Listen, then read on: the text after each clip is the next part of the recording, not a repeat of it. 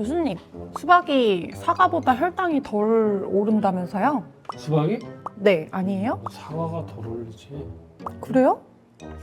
아닌데. 몰랐어?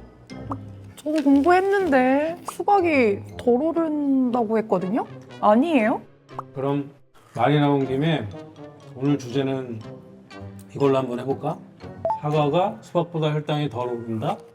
더운 여름철에 이제 수박이 아주 시원하게 먹고 싶은 그런 분들이 많죠. 당뇨병 환자분들은 이제 수박이 사과보다 당이 높다고 알고 계실 텐데 반은 맞고 반은 틀렸습니다. 오늘 영상에서는 당뇨병 환자분들이 드실 수 있는 과일 그리고 그 양에 대해서 알아보도록 하겠습니다. 하지만 그 전에 알아두셔야 할 내용이 있습니다. 바로 시작할 테니 채널 고정하시고 기다려주세요.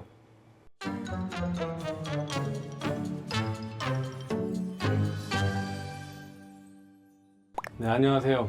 내분비내과 박철영 교수입니다. 안녕하세요. 정비서 정주아입니다. 네, 헬스로드는 내분비내과 관련 채널입니다. 그 중에서도 당뇨병 환자분들에게 좋은 정보들을 소개해드릴 예정이니 영상 끝까지 시청해 주시면 좋겠습니다. 또 구독과 좋아요, 알림 설정해 주시면 감사하겠습니다. 정비서, GI, GL 지수라고 들어봤어요? 교수님, 그 정도는 저도 알아요. 글라이세믹 인덱스, 글라이세믹 로드 이거잖아요. 진짜 잘하는데 그럼 그건 무슨 뜻이야? 그게 저거잖아요. GI, GL. 정비서 이거 오늘 촬영한다고 달달 외웠지? 성실함은 인정합니다. 사실 의미는 크게 중요하지 않은데 한번은 이야기하고 넘어가야 할 것 같아서 오늘 설명을 해볼게요. 이제 글라이세믹 인덱스, 우리 당 지수라고 하는 것은 이제 우리가 특정 음식이 혈당을 얼만큼 빠르게 높이는지를 나타내는 지수, 이렇게 생각하면 되는데 수치가 이제 낮은 경우에는 혈당이 천천히 올라간다는 뜻이고 당 지수가 높은 음식이다 그러면 혈당을 굉장히 빨리 올린다는 뜻이 되겠습니다. 그리고 이제 글라이세믹 로드라고 하는 것은 음식의 탄수화물 함량을 고려해서 혈당에 미치는 이제 실질적인 영향을 측정하는 지수라고, 그래서 당 부하 지수라고 해요. 당 부하 지수는 탄수화물 함량을 곱한 값으로 계산을 하는데 과일이 혈당에 미치는 실질적인 영향을 보다 잘 반영하도록 되어 있어요. 당 지수가 낮더라도 이제 과일의 양이 많을 경우에 당 부하 지수가 높아질 수가 있는 거지. 그러니까 이제 빨리 흡수가 되냐 늦게 흡수가 되느냐도 있지만 총 양도 중요한 거예요. 설명해 보면 이제 사과의 당 지수는 이제 29, 수박의 당 지수는 80이에요. 이렇게 놓고 보면 이제 수박의 당 지수가 훨씬 높아서 이제 이거 먹으면 안 되겠다 이렇게 생각할 수가 있죠. 근데 이제 앞에서 이야기한 것처럼 반은 맞고 반은 틀린 거라고 생각하시면 되겠습니다. 그 이유는 당 지수로만 놓고 보면 훨씬 차이가 나는데 당 부하 지수로 이야기하면 내용이 달라져요. 과일로 이야기하면 같은 양 1회 제공량을 120g을 먹었을 때 기준으로 이야기하는데 그렇게 되면 사과 6, 수박 5가 돼요. 오히려 당 부하 지수는 낮게 되는 거죠. 그럼 이제 수박이 더 좋냐고요? 또 그런 것은 아니에요. 사과와 수박이나 당 부하 지수가 거기서 거기 때문에 같은 양을 먹는다면 혈당 반응이 거기서 거기가 될 것 같죠. 아, 그럼 결국 어떤 과일이든지 많이 먹으면 혈당이 오른다는 말이네요? 수박이든 사과든 바나나든? 그렇지. 결국 가장 중요한 것은 탄수화물의 총량이 가장 중요해요. 그러면 이제 얼마나 드셔야 하는 것을 알기 전에 어떤 과일을 골라야 하는지를 먼저 설명을 해드릴게요. 첫 번째로는 껍질을 먹을 수 없는 과일은 이제 피하는 게 좋습니다. 수박, 파인애플, 바나나 같은 이제 부드러운 과일들은 이제 혈당을 비교적 빨리 올리죠. 우리가 이제 밥도 뭐 현미밥이 훨씬 더 흡수가 좀 느리잖아요. 이런 것처럼 우리가 이제 껍질을 벗기고 속살만 먹게 되면 훨씬 더 빨리 먹게 되고 빨리 흡수가 되기 때문에 좀 더 이제 혈당에는 부담스러운 그런 경우가 많다고 생각할 수가 있죠. 두 번째로는 우리가 이제 갈아 먹지 말고 될 수 있으면 껍질째 먹어야 됩니다. 이제 과일은 이제 갈아 먹게 되면 우리가 이제 더 이상 과일이 아니고 가공식품이 돼 버리죠.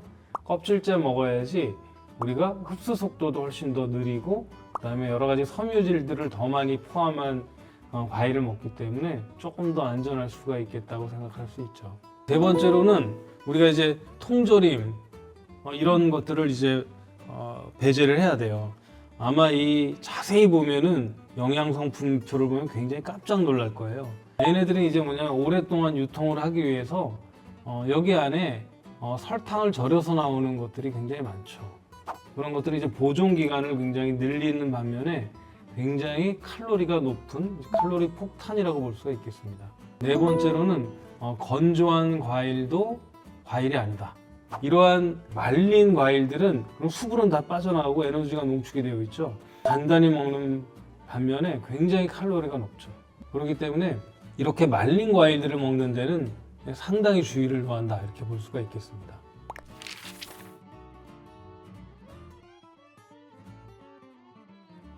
본격적으로 이런 과일들을 우리가 얼만큼 먹을 수가 있고 얼마나 먹어야 되는지를 한번 생각을 해보겠습니다. 식품에는 이제 교환 단위가 있는데 과일은 1교환 단위가 이제 한 12g 정도 돼요. 그러면 50칼로리 정도거든요. 그러면 이제 1교환 단위 정도를 먹도록 권고를 해요. 예를 들어서 12g이잖아요. 그러면 이제 이걸로 한번 담아 봅시다. 그러면은 이렇게 이게 3g, 9, 11 이것만 해도 넘쳐. 이걸 12g이라고 얘기하진 않고 얘의 무게가 아니라 이 안에 들어있는 당질의 양이 12g이다 이렇게 이해를 해야 되는 거죠. 이 중에서 각각 한번 어느 정도 양을 먹을 수 있는지 한번 살펴볼까요? 네. 뭘 해볼까요? 사과 해볼까요? 사과? 네, 사과 좋습니다. 우리가 사과는 보통 3분의 1개 정도를 보통 얘기를 하거든요. 그래서 이제 80g을 얘기를 하는데 짜자잔. 와. 78. 그렇죠. 거의 다 맞았잖아요. 주먹만한 크기인데 그 중에서 이제 한 3분의 1 정도 크기가 되면 사과는 80g. 그래서 이제 당질로 12g, 50칼로리가 된다. 네, 그다음에 수박 해볼까요? 수박은 이제 수박. 물이 되게 많아요. 네. 그래서 수분 함유량이 많기 때문에 150g 정도가 됩니다. 그러면은 얘를 이렇게 놓으면 130g. 그러니까 이제 조금 더 있어야겠죠? 이제 조금 더 먹을 수 있어요. 160. 네, 이게 그렇죠. 비슷하다. 무슨 말이냐면 해먹걸로 이제 한 조각 정도를 먹으면 우리가 1교환 단위 정도가 된다 이렇게 볼 수가 있겠죠. 그 다음에 이제 많은 분들이 이제 선택하는 것 중에 하나가 이제 토마토가 되겠죠. 토마토 같은 경우에는 어떻게 보면은 과일도 아니고 채소도 아니고 중간에 해당되는 과채류에 해당이 돼요. 이제 토마토 같은 경우에는 조그만 거 한 2개 정도 돼서 한 270g 정도를 먹으면 1교환 단위 정도가 돼요. 그러면은 예를 들면은 요만한 애가 한 몇 그램 정도 되나? 170g 정도 되죠? 그러면 이제 이게 지금 주먹에 비하면 훨씬 작잖아요. 그러면 이제 한 주먹만한 크기 정도면 될 것 같아요. 합치면. 그러면은 230, 네, 270. 그러니까 한 요 정도 크기라고 볼 수가 있겠습니다. 그러니까 토마토 같은 경우에는 상당히 우리가 이제 다른 거하고 비교할 때는 상당히 많은 양을 먹을 수가 있죠. 1교환 단위 양 자체가 적지 않다는 거예요.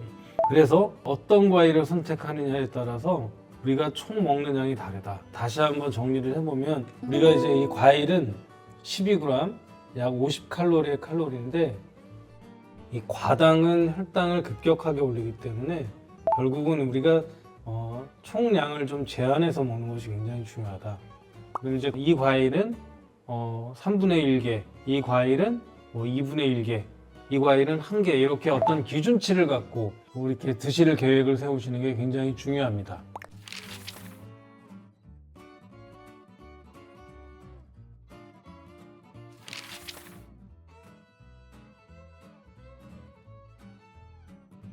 우리가 이제 과일을 선택을 했어요.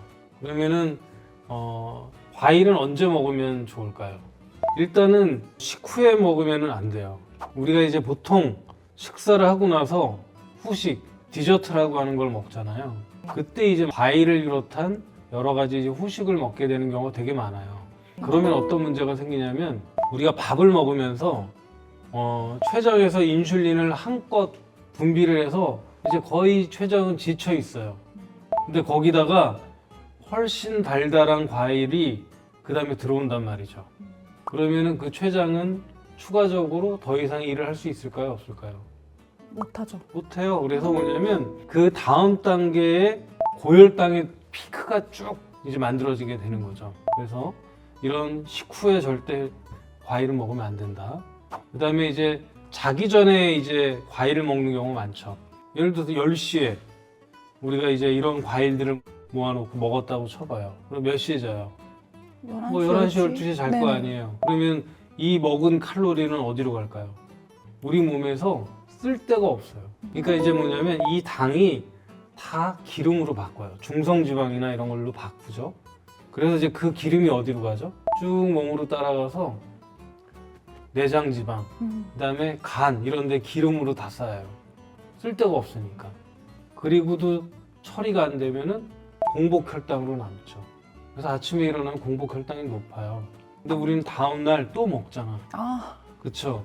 그러면 이렇게 한번 저장된 그런 기름이 빠져나올 기회가 없어요. 묵은 기름으로 바뀌게 되는 거죠. 그래서 절대 밤에 먹으면 안 된다. 예, 네. 그래서 해 떨어지고 나서 먹지 마라 이렇게 얘기를 하는 거죠. 그럼 언제 먹어야 되나? 제일 중요한 거는 이건 단순 당질이잖아요. 그러면은 에너지가 부족할 때 먹어야죠. 우리가 아침에 바쁜 일상을 하다 보니까 밥을 먹을 시간이 없어. 그럼 이제 한 1교환 단위의 이제 과일 정도를 우리가 식사로 대체할 수 있습니다. 근데 이제 그 식사로 대체하는 과일 칼로리는 생각보다 오래 가지가 않아요, 에너지가. 그러니까 이제 아침 식사할 때 그런 1교환 단위하고 그다음에 뭘로 같이 해요? 단백질 간단한 거 있잖아요. 예를 들어서 우리가 계란 쉽게 먹을 수가 있잖아요. 네. 그래서 그런 것들을 이제 같이 합쳐서 먹으면 훨씬 더 좋죠. 그리고 이게 단순당이기 때문에 바로 혈당으로 가서 바로 에너지를 쓸 수 있는 상황이 되는 거죠.